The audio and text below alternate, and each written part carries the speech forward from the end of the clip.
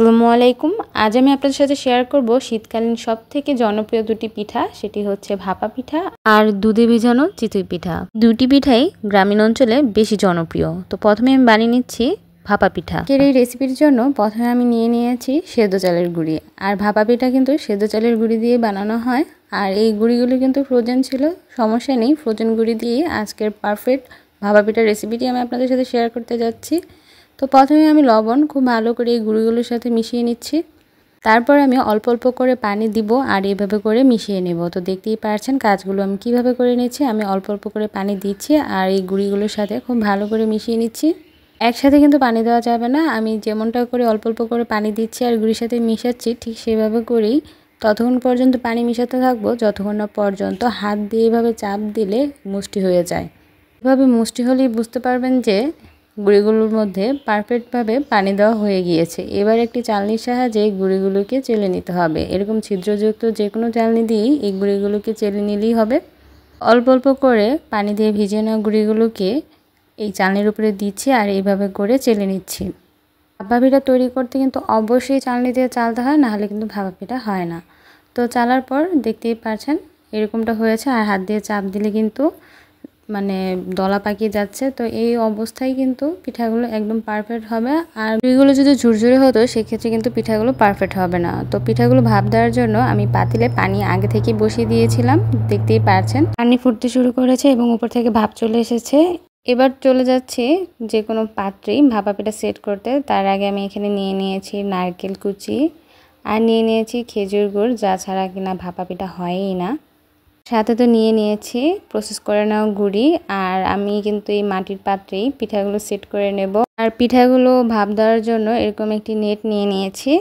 তো পিঠাগুলো সেট করতে প্রথমে অল্প পরিমাণ গুঁড়ি এভাবে দিয়ে দিচ্ছি। তো দেখতেই পাচ্ছেন কাজগুলো কিভাবে করে নেওয়া হচ্ছে। তারপর দিয়ে দিচ্ছি স্বাদ অনুযায়ী গুড়। চাইলে আপনারা গুড়ের পরিমাণটা বাড়িয়েও দিতে পারেন, আবার কমেও দিতে পারেন। তারপর আবার একটু গুঁড়ি দিয়ে তার উপর দিয়ে দিচ্ছি নারকেল কুচি। তারপর আবারও একটু গুঁড়ি উপর থেকে দিয়ে দিচ্ছি। আর উপর থেকে এরকম গুড়ের সুন্দর কালার আসার জন্য উপরে আরও কিছু গুড় দিয়ে দিচ্ছি। তারপর হালকা করে উপরে গুঁড়ি দিয়ে দেব। আর এই পিঠা সেট করার সময় কিন্তু খুব বেশি চাপ দেওয়া যাবে না, হালকা হালকা করে এভাবে চাপ দিলেই হবে। খুব বেশি চাপ দিলে কিন্তু পিঠাগুলো পাততেই থেকে যাবে, আবার সুন্দরও হবে না। তো এভাবে করে বাকি সবগুলো পিঠাই আমি সেট করে নেব। তো পিঠাটি সেট হলে যে নেটটি আমি নিয়ে নিয়েছিলাম তা উপর থেকে এভাবে দিয়ে দেব এবং হাত দিয়ে এভাবে ধরে নেব। তারপর ভাপিয়ে নেওয়া সেই পাত্রের উপরে এই পিঠাটিকে খুব সুন্দরভাবে বসিয়ে দেব। তারপর যে মাটির পাত্রে পিঠাটি সেট করেছি তা উপর থেকে এভাবে উঠিয়ে নেব আর নেটটি এভাবে উপরে দিয়ে ঢাকনা দিয়ে ঢেকে অপেক্ষা করব প্রায় 5 মিনিটের মতো। 5 মিনিট পর পিঠাটিকে এভাবে উঠিয়ে নেব। তারপর দেখতেই পাচ্ছেন কত সুন্দরভাবে পিঠাটি হয়ে গিয়েছে। তো এভাবে করে বাকি সবগুলো পিঠাই আমি বানিয়ে নিয়েছি। আর এভাবে যদি আপনারা পিঠাগুলো বানান সেক্ষেত্রে পিঠাগুলো 100% পারফেক্ট হবে আর ভিতর থেকে এমনটা সুন্দর হবে। তো আমি বানিয়ে নিব দুধ চিতই পিঠা। তার জন্য প্রথমেই চিতই পিঠার গুঁড়া করে নিতে হবে। চিতই পিঠা বানানোর জন্য এখানে আমি ফ্রিজ থেকে চালের গুঁড়ি বের করে নিয়েছি। আর এগুলো হচ্ছে আতপ চালের গুঁড়ি। চাইলে আপনারা সেদ্ধ চালের গুঁড়ি দিয়েও বানাতে পারেন। তো এই অবস্থায় প্রথমে লবণ মিশিয়ে নিয়েছি স্বাদ অনুযায়ী। তারপরে এই চালের গুঁড়িগুলোকে হালকা কুসুম গরম পানি দিয়ে মথে নিতে হবে। আমি অল্প অল্প পানি দিচ্ছি আর মথে নিচ্ছি। এই অবস্থায় কিন্তু একবারই বেশি পানি দেওয়া যাবে না, কারণ এই অবস্থায় আমি এই চালের গুঁড়িগুলোকে অল্প পানি দিয়ে কিছুক্ষণের জন্য মাখিয়ে রাখবো। তো অল্প অল্প পানি দিচ্ছি আর একটু শক্ত করেই এই চালের গুঁড়িগুলোকে মাখিয়ে নিচ্ছি। আমি মাত্র 2টি উপকরণ দিয়ে আজকের এই ফুলকো চিতই পিঠাটি বানিয়েছি। আপনারা যদি আমার এই রেসিপিটি A to Z ফলো করেন তাহলে কোনোভাবেই এই পিঠাটি একদম চ্যাপ্টা হবে না, অবশ্যই এই পিঠাটি ফুলকো হবে। তো দেখতেই পাচ্ছেন অল্প অল্প পানি দিয়ে কিন্তু এই চালের গুঁড়িকে একটু শক্ত করে মথে নিয়েছি। এবার মথে নেওয়া চালের গুঁড়িগুলোকে একটু রেস্টে রেখে দেব আধা ঘন্টার জন্য। তো ফিরে আসছি আধা ঘন্টা পর। তো আধা ঘন্টা পর এই চালের গুঁড়িগুলো কিন্তু যথেষ্ট ভিজে গিয়েছে। এই অবস্থায় এগুলোকে ব্লেন্ড করে নিতে হবে। অনেকের মনে প্রশ্ন আসতে পারে যে এই অবস্থায় আবার ব্লেন্ড করতে হবে কেন? আমি তার উত্তর দিয়ে দিচ্ছি। যেহেতু এই চালের গুঁড়িগুলো মেশিনে করা সেহেতু এর মধ্যে একটু দানা দানা থাকবেই। যেহেতু দানা দানা থাকবে সেহেতু পিঠা বানানোর সময় কিন্তু পিঠাগুলো ভালো হবে না। আর ব্লেন্ড করে নিলে কিন্তু একটু দানা দানাও থাকবে না, আবার এই চালের গুঁড়ি কিন্তু অনেকটা আঠালো হবে, সেই ক্ষেত্রে পিঠাগুলো কিন্তু খুবই সুন্দর হবে। তো সবগুলো চালের গুঁড়ির ব্লেন্ড করে নেওয়া হয়ে গিয়েছে। এবার আমি ব্লেন্ডারে গা ধুয়ে একটু পানির মধ্যে দিয়ে দিয়েছি, তারপর খুব ভালো করে মিশিয়ে নিচ্ছি। যেহেতু আগেই লবণ দিয়েছিলাম সেহেতু এই ক্ষেত্রে লবণ দিতে হবে না। দেখতেই পারছেন চিতই পিঠার গোলাটি ঠিক এরকমটা হবে, খুব বেশি পাতলা অথবা ঘন হবে না, ঠিক এরকমটা হবে। তো চিতই পিঠা গোলা করার পর এবার করে নিচ্ছি দুধের শিরা, কারণ এই শিরাতেই কিন্তু চিতই পিঠাগুলো ভিজিয়ে নিতে হবে।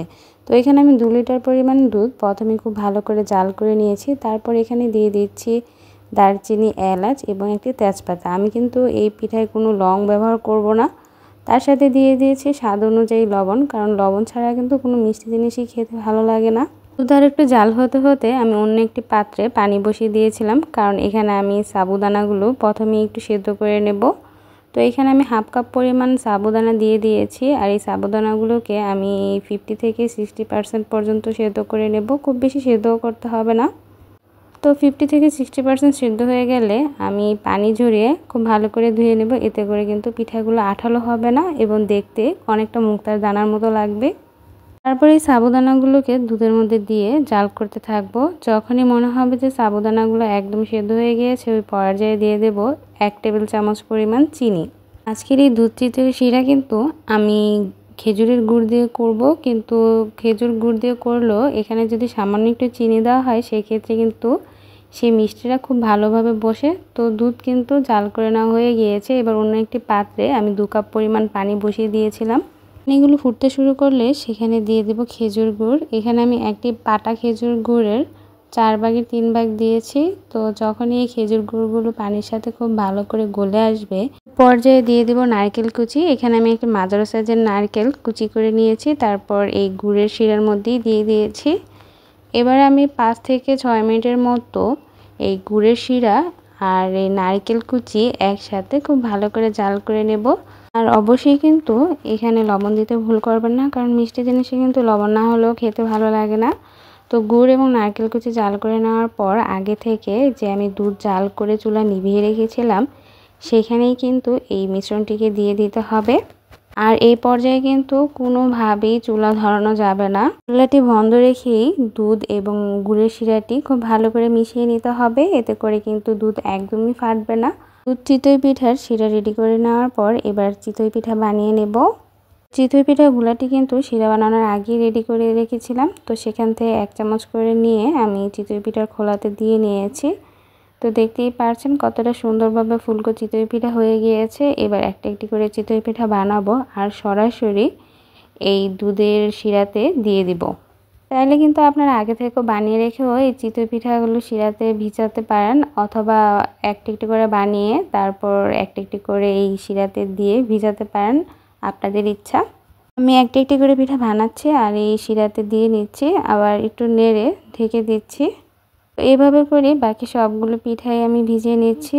আর এই পিঠা ভেজানোর ক্ষেত্রে কিন্তু একসাথে খুব বেশি পিঠা দিতে যাবেন না, আর অবশ্যই ছড়ানো পাত্রে পিঠাগুলো ভেজানোর চেষ্টা করবেন। আর পিঠাগুলো কিন্তু 2-3 ঘন্টা রাখলেই খুব ভালোভাবে ভিজে যাবে। তো আমি 2-3 ঘন্টা পর আপনাদের একটি উঠিয়ে দেখিয়ে দিচ্ছি যে কতটা সফটভাবে পিঠাগুলো ভিজে গিয়েছে। তাহলে কিন্তু আপনারা রাতে ভিজিয়ে তারপর সকালেও খেতে পারেন, অথবা ইনস্ট্যান্ট এরকম বানিয়ে 2-3 ঘন্টা পরেও খেতে পারেন। কিন্তু পিঠাগুলো যত ভিজবে খেতে ততই ভালো লাগবে। আমি 2-3 ঘন্টা পরেই এখান থেকে একটি পিঠা আপনাদের ভেঙে দেখিয়ে দিচ্ছি যে কতটা সুন্দরভাবে এই পিঠাগুলো নরম হয়ে গিয়েছে। তো আজকের এই পিঠার রেসিপি আপনাদের ভালো লাগলে অবশ্যই আমার ভিডিওতে লাইক দিবেন এবং আমার পাশে থাকবেন। সবাই ভালো থাকবেন। আল্লাহ হাফেজ।